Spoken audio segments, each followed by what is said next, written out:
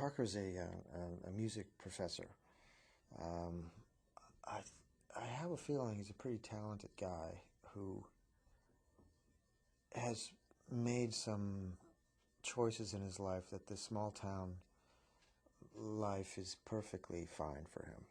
And teaching at school, having his own kind of private internal world, uh, and I think the sense of town that he has, of community, is something that's really important to him, and he's found a really good balance in his life. I mean, he's strangely one of the only characters in this movie that doesn't change. Kind of is who he is. He's the given in this.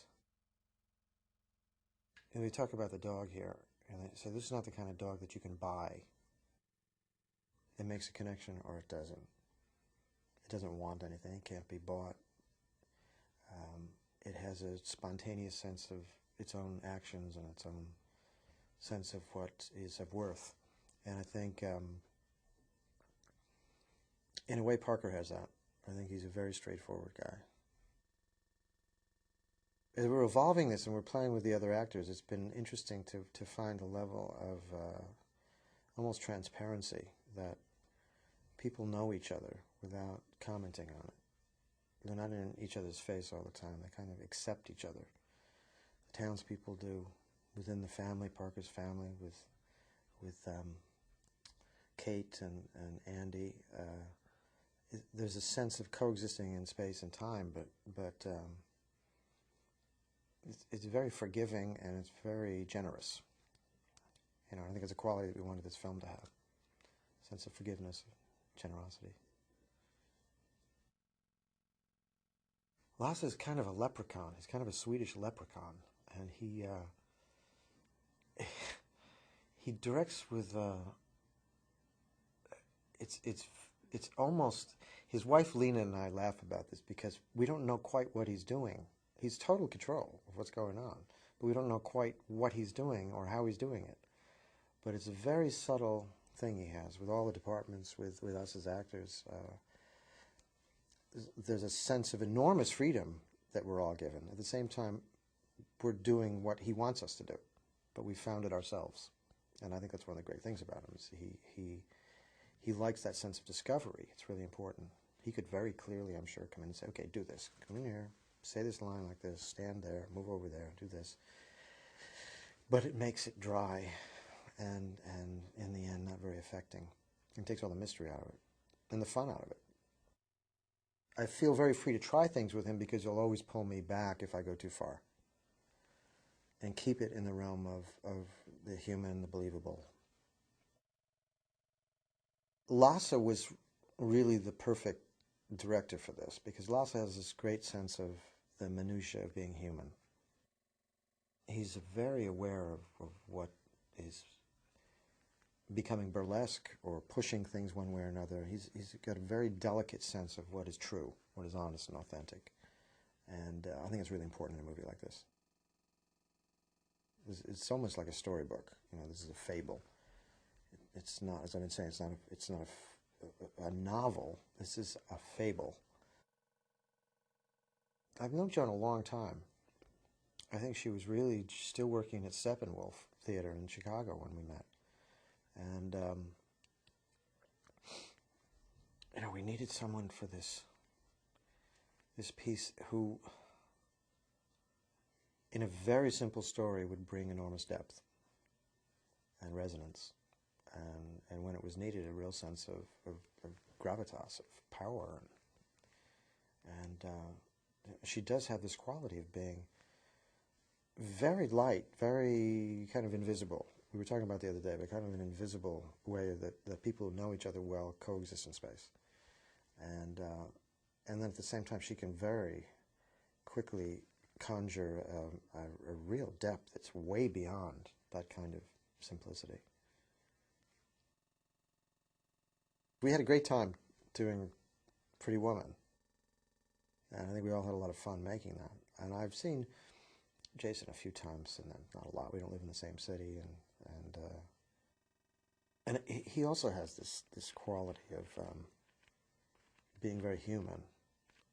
And he can crank it up. He can be, you know, sitcom funny and slapstick, but also can be really touching because it's human. They were very apprehensive about me meeting the dogs because the dogs make up their mind right away about you. They like you or they don't, and if they don't, there's no going back. So, we spent a lot of time putting this movie together, and a lot was banking on this moment where I met the dogs. If they didn't like me, that was 6 months of training with these dogs. We'd have to start over again. So they were,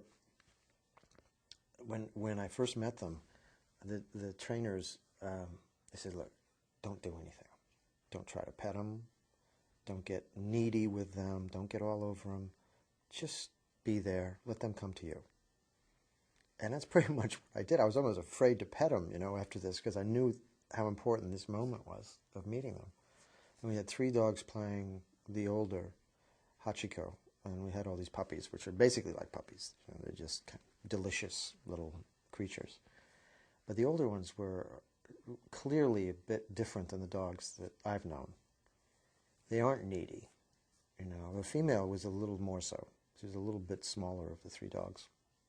Much more gregarious than the other ones. But I think their basic nature was really kind of, yeah, so what? So it took a couple of days before we kind of got more tactile and rolled around a bit, and there was a lot of feeding, hand feeding, and a lot of just feeling comfortable. I'd go over there and we'd just sit around. I'd talk to the trainers they'd already bonded with, and just this comfort level of, oh, here's a new guy who's included in the tribe, and just got him used to my energy and whatever. And now, actually, the female especially, we've worked with a lot, and we're really close the way we've been accomplishing things that I was a little afraid of, actually. I thought, as a producer, we may need 2 or 3 more weeks than we would on a normal movie just to get this stuff with the animals. But I tell you, they've been better than us. These dogs have been incredible. The script was given to me, and it's not a movie that one would expect that I would be drawn to. And I hadn't made a movie like this. And my agents gave me, said, just read it. So I read it, and I cried like a baby. And I said, oh, man, I'm going to have to do this, aren't I? I said, yeah. And I read it again just to be sure, and it still really moved me.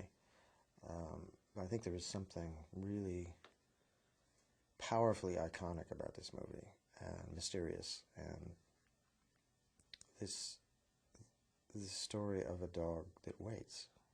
I don't know what it is. There's something in the makeup of our hearts that responds to that sense of loyalty, that sense of, I'm always going to be there for you. And it's really, really powerful, deep stuff. And hopefully we've told it in such a way that it's going to be available to people the way it was reading it. The yearning that we feel deepest inside of ourselves is something that fills the universe. And there's something about stories like this, but I think this one in particular, that just touches on that in some delicate way. That this should be mysterious. It shouldn't relate to description.